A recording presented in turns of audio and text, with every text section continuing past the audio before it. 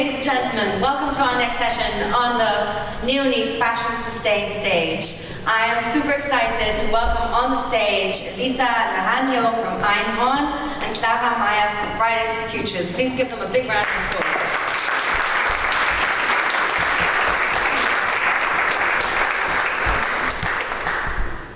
Welcome to Neonate.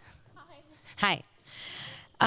So we have discussed the last 2 days, so yesterday and today on the stage, a lot of topics around fashion sustainability and changing consumers' mindset and how to really get to the next level in terms of sustainable fashion, but also overall protecting our environment. So that's what I'd like to discuss a little bit with you, your personal visions on what we can do, as the title of the session says, about unfucking the world. So, I would like to begin a little bit by asking you if we are seeing this huge boom in the fashion industry at the moment. Everything is becoming green and everything is becoming sustainable. Do you see that as a really important step in creating mainstream attention to what we're trying to achieve? Or is there just a lot of greenwashing going on at the moment? You each have your own mic. 8 and 7. I'd like to go first, if that is okay. So, while I'm happy with the development that can be seen in the fashion industry, I am quite concerned that people use this sustainability brand, this thinking of sustainability, to just continue the consumption they have already. Because the point is, we don't only have to consume everything. Can't just consume products that are biodegradable and fair and whatever. We just basically have to produce less.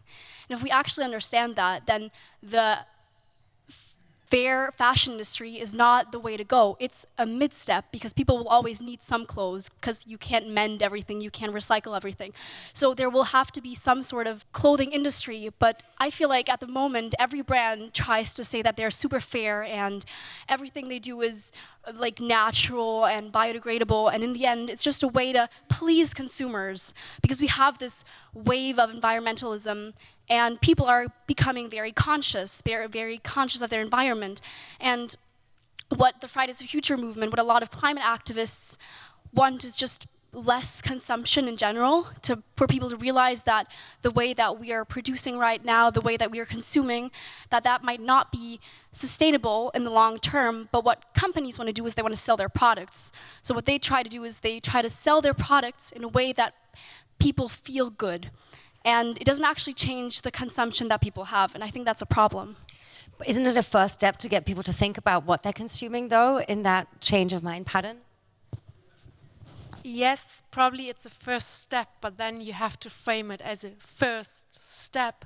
And I mean, even I guess here, most of the people say, okay, it's true green fashion, because I mean, there's sustainable fashion and sustainable fashion.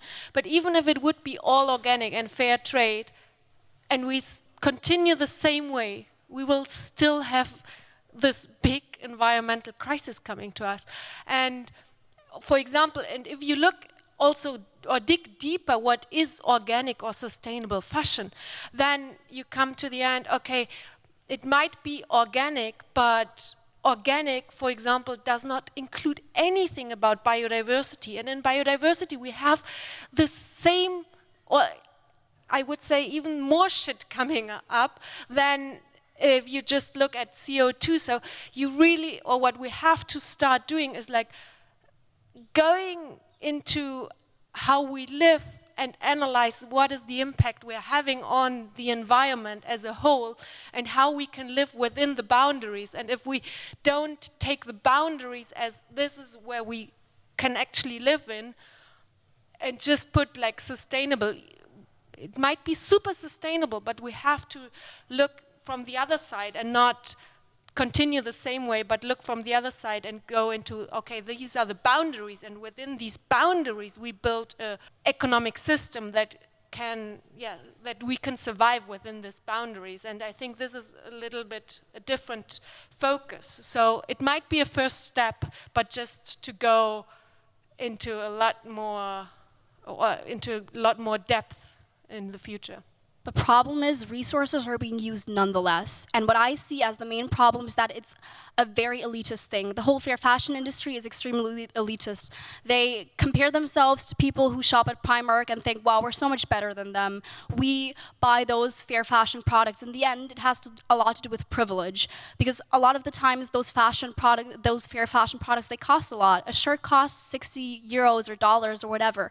And then people feel so superior to the people who cannot afford that. In the end, we have to find a way that is both sustainable for the environment, but also sustainable for our society. And the way, in the direction that it is going now, is not. It's shaming consumers that cannot afford this sustainable lifestyle, while at the same time pleasing the wealthy consumers who are mainly responsible, or who basically emit much more CO2 in the first place, and basically pleasing them by giving them an opting out, and is to a certain extent, and that is not okay in my opinion. So we here at Neonit, we talk about sustainability on different levels in the fashion industry, and that marketing of sustainability is one aspect. The panel that we had here in the morning, for instance, was on industrial recycling and how do we create systems which have already existed for economic reasons but not ecological reasons, where people producing things are also the ones who have to think about what happens to that product right until the life cycle ends. So more sort of systemic ways.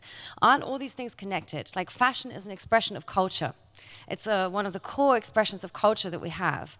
And if we want a systemic change, a really cultural change, isn't this where we need to begin? I mean, yes, we need a systemic change, but then really be systemic. So, of course, I mean, there's not one solution. I mean, consumers have to change, the economy has to change, the politics have to set the boundaries so that we actually can all change. So there's not one solution to it all, but it has to start to be a more systemic change, and really trying to see like the impact we're having on a whole sphere and not just like one little step. So it's complex, but we have to start. I'm really pleased that we're talking about system change, because I feel like, especially in the fashion industry, there's this individual criticism of individual consumption, and that is really problematic. People are, as individuals, targeted with their consumption, although they may not be able to afford certain items or a certain sustainable lifestyle, or maybe due to like infrastructure, they may not be able to even buy those shops. I mean, people on the countryside may not even know or have stuff like that, access to that, have that in their vicinity. So I feel like it's really important to target the real issue, which are the companies producing fast fashion, producing those unsustainable products, and not target the consumers who may not afford it, or who may have been brought up in a system that taught them that this was the way to go. And at the same time, the interdependency on both was like outlined on a lot of panels. In fact, many people said there's a lot of things happening behind the scenes in the industry, and now we have a little bit of this marketability boom, but we need that consumer lobbyism, basically. And so a lot of the sort of fingers being pointed were particularly at a young generation, so millennials generation said, and saying, you know, again, maybe we have in this circle on the couch understood about sustainable consumption and this radical change we have to undergo, but there are millions of people in your generations out there who consider shopping the thing to do at the weekend, and it's becoming even more and more extreme. But that has a lot to do with marketing. I mean, if H&M points the finger at our generation and says, well, it's because of you that we produce this fast fashion because you consume it, then I wonder, well, if that is really the case, then why does H&M have new advertisement for their, 30-second season this year on the subway billboards? I mean, there's a reason why people find this consumption acceptable, and why they see that they are forced into this behavior. It's because of marketing. And I mean, companies just pointing the finger at our generation, that's just easy, come on, I mean. But isn't that also where the change has to happen? Like, if one generation is going to get it, that we need to do something within our own spheres that is more radical than separating trash, then it must be your generations, no? I mean, I really hate, or I don't like this, you have to do it, or you have to do it. It's actually, we all have to start. And I guess or what you said, like pointing to the people shopping at Primark or H&M. Actually, in Germany, the CO2 footprint increases with the salary. So I would say that most of the people here, I guess we have a higher CO2 footprint than the average German. And I hate this finger pointing, saying like, you should, or the young generation, or the old generation. It's like, we have to start, and everyone has to start. And I think the one with more privileges have more responsibility to actually do something than the ones with less privilege. But yeah, there's not, or if we don't start, or always say like, yeah, but you have to start, or you have to start, then we are taking a decision to not start, and this is. But there is a lot of finger pointing happening at the moment. Obviously, there's a lot of finger pointing happening from people in power to discredit activists and upcoming civil organizations. There's also a lot of finger pointing in the meme culture and digital media with the OK Boomer thing going around and sort of making a joke out of old people who don't get it. Do you think that's, everybody has to have a joke once in a while? Or is that not a little bit of a dangerous path? Like, obviously in Germany we have such a strong history and culture of ecological activism coming with, the upcoming the Green Party, atomic power, etc. Shouldn't we try to create more alliances rather than point the finger? I think you can. Well, I wouldn't call it pointing fingers. I think you can call it what it is. And that's what, in my opinion, the Fridays for Future movement does. When we say that the 100 largest companies of this world are responsible for over 70% of the CO2 emissions, then that is a fact. Then we're not pointing a finger at those companies. We're saying, well, those are the facts, and those companies need to change. When they then tell me, which happened a lot, well, where does your pants come from? Well, you have you have a phone. That phone needs energy. Well, you live in a house. Don't you want heating in winter? Yeah, you breathe. Literally, like people have told me, wow, you travel by train, but that costs energy too. When we get to a level where people in power, people responsible, point fingers at the people who call it what it is, then it's not really, you can't compare that on an even level. One party is stating facts, and the other is trying to basically push the responsibility away, and that's a completely different thing. So when people tell our generation, well, before you go on the streets, throw away your phone, then that's not an argument, then that's just whataboutism. Yeah, I mean, you could make other analogies to other groups of people who's like, why do you have a phone if you're coming as a refugee, has also been a big argument, but that's just, obviously that's just finger pointing and trying to sort of scapegoat yourself out of responsibility. Maybe you can just summarize for us, especially looking at those large industry culprits. What are your key demands? That's not shareholder value only, and actually I think this is the biggest problem I see out there when I talk to corporates is like, actually we cannot change because we have the shareholders. And in my opinion, this financial system we've created is one of the drivers, or is imposing us to go in the right direction. So, and my hope actually is that there's a lot less shareholder-driven companies in the future, and that we have family businesses, small businesses, which are owned by someone who takes responsibility, and not this constructs where you don't really know who's owner and who's responsible or to be held responsible.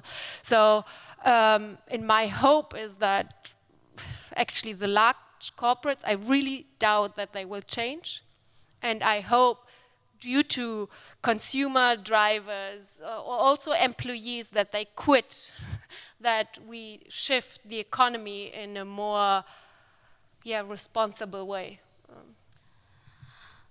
Although I would love to talk about the demands I have for the large corporations, it doesn't really matter because yes, they are partially influenced or to a very large extent influenced by their shareholders, but their main drive is money.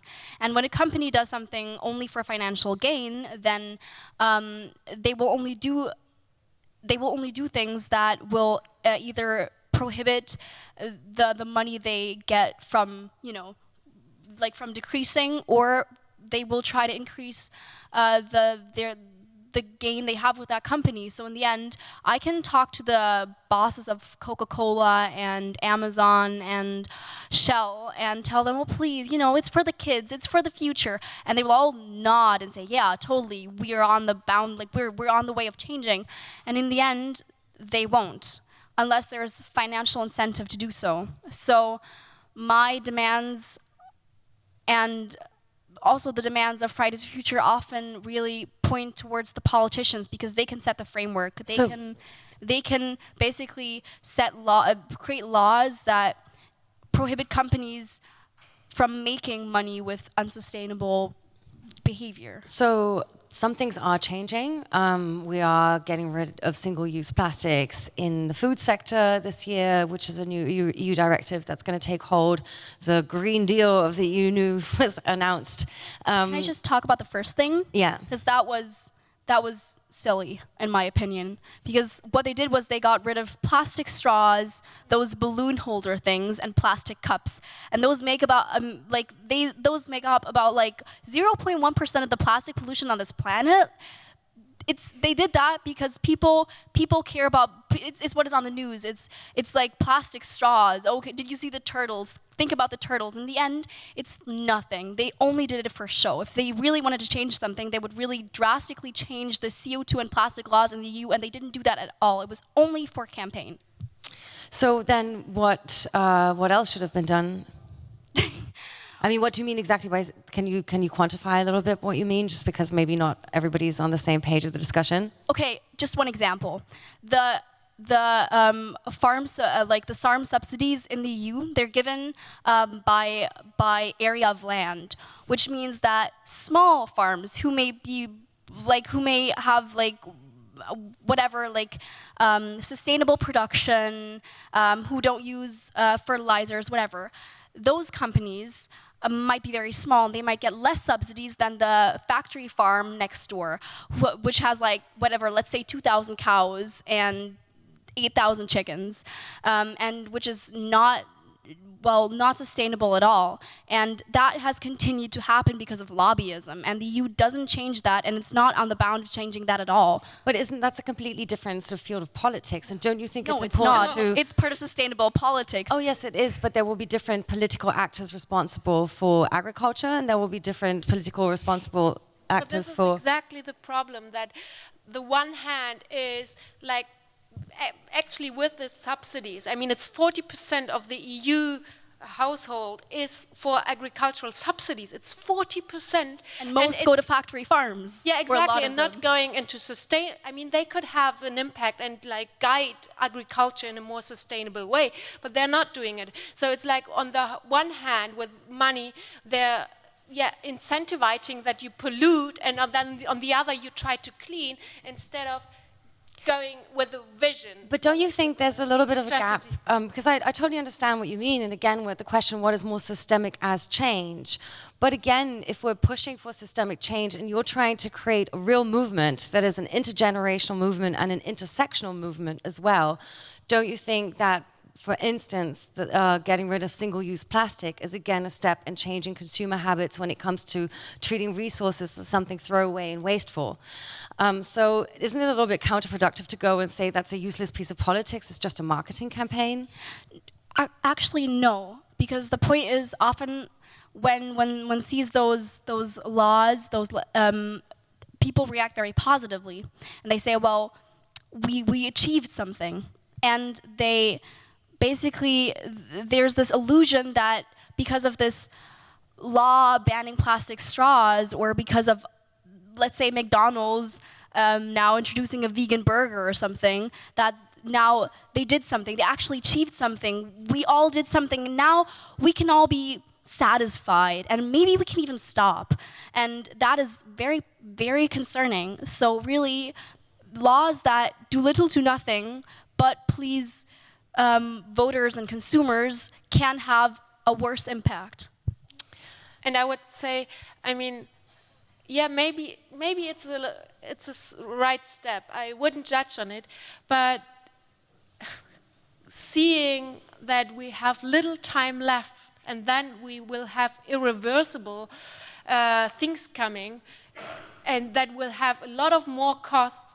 These steps are just too small. It might be, if we would have all the time in the world, then it might be okay. But I mean, like after reading IPCC report, not the whole, but like the summary, I'm really concerned. And I mean, we have to do bigger steps. It's very quickly, I want to give an audience participation moment, but go ahead.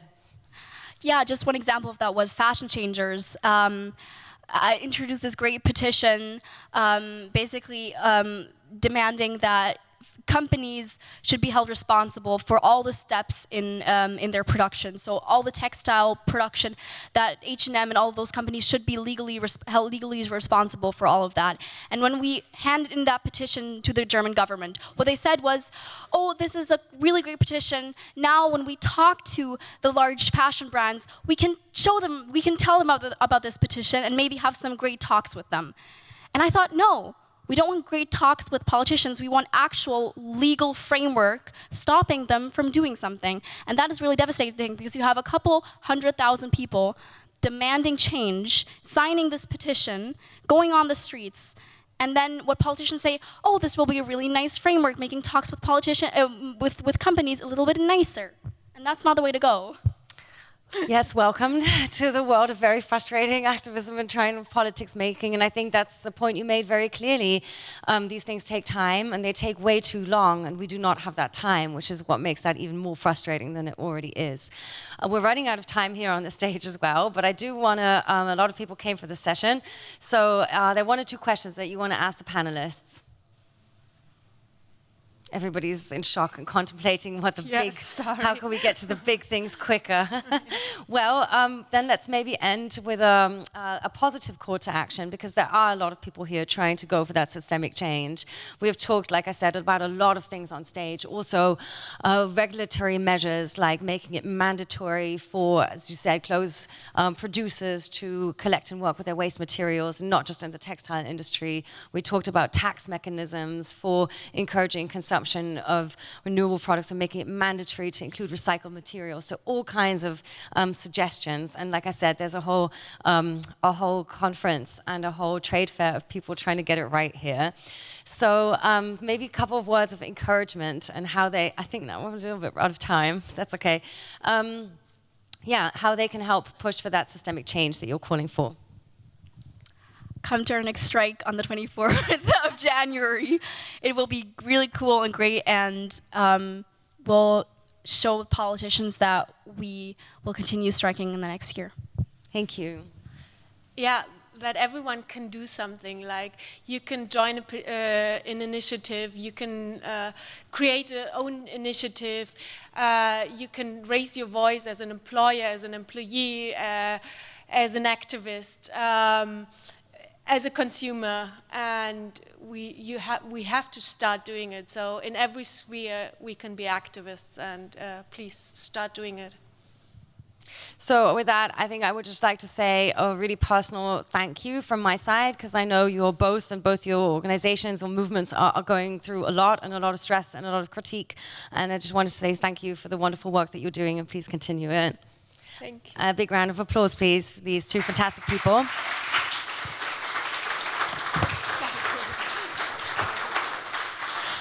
And with that, I'm going to stay on stage because we're smoothly transitioning right into the next panel. But a big thank you to both of you, and I hope you enjoy the rest of the conference and the rest of New Neat.